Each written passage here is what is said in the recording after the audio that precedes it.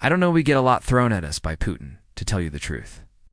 He's very nice all the time, but it turns out to be meaningless.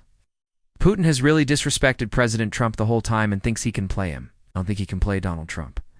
You saw what happened with the Iranians. He gave them 60 days, right? When they went to 61, he acted. I think President Trump is going to conclude it's time to put more pressure on Putin, including sustaining support for the Ukrainians. Trump and Putin recently had a call, and while I don't know exactly what was discussed, it seems Trump is not happy. It's going all out to destroy the Russian military and economy. Let's start with the military. Just days ago, reports said the U.S. was pausing weapon shipments to Ukraine, holding back munitions and other critical supplies. But that's changing now, and the announcement comes directly from President Trump himself. Before a dinner with the Israeli Prime Minister, Trump told reporters he plans to send additional defensive weapons to Ukraine. Despite the administration's earlier pause for a military spending review, we're going to send some more weapons. They have to defend themselves. They're getting hit very hard, Trump said. Shortly after, the Defense Department confirmed additional defensive weapons were being sent to Ukraine. This is bad news for Putin, but the bad news doesn't stop there. Following the war closely, I've never been happier than seeing today's developments. Trump's recent remarks suggest tensions with Putin are escalating.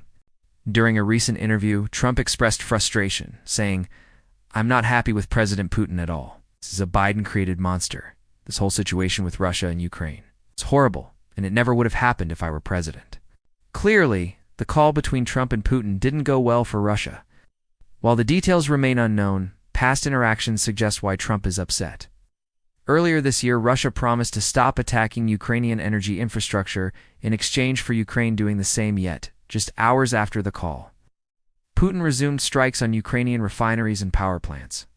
Similarly, after another discussion, Ukraine agreed to an unconditional ceasefire. Russia refused, claiming they wanted peace but wouldn't stop fighting. The same pattern likely happened this time. Putin may have pledged to halt attacks on civilians, only to bomb shopping malls and apartments shortly after. The data supports this.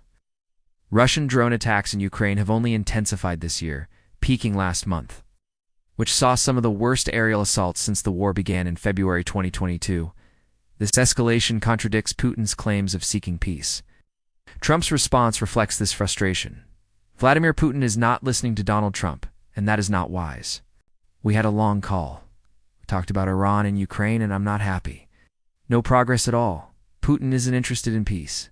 He wants Ukraine and aims to rebuild the Soviet Empire. That's why Trump has promised Zelensky more Patriot missiles. Critics argue the commitment falls short, as Trump pledged only 10 missiles compared to the 30 interceptors paused in Poland. However, the U.S. faces a dilemma. Its Patriot stock is depleted after defending Israel against Iranian missile attacks, leaving only 25% of required reserves. The Pentagon had to pause shipments for a standard review to ensure U.S. military readiness. Trump is working to secure additional Patriots through allies. When Germany's chancellor suggested buying U.S. systems for Ukraine, Trump proposed Germany send its own batteries with cost sharing. This indicates Trump's willingness to help Ukraine despite constraints.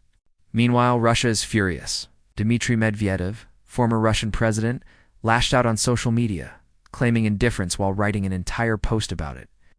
His rant, filled with contradictions, reflects Russia's growing desperation. Beyond military pressure, Trump is also targeting Russia's economy. He's considering Senator Lindsey Graham's sanctions bill, which would impose a 500% tariff on goods from countries buying Russian oil, uranium, and other resources. This would cripple Russia's key revenue streams from China and India, who rely far more on U.S. trade than Russian oil. With 81 Senate co-sponsors, the bill is set to pass, further isolating Russia. In summary, Trump's stance on Putin has hardened significantly. From resuming weapons shipments to pushing devastating sanctions, the U.S. is escalating pressure on Russia. Putin's refusal to negotiate in good faith has backfired. And with Ukraine gaining more support, Russia's position grows increasingly precarious.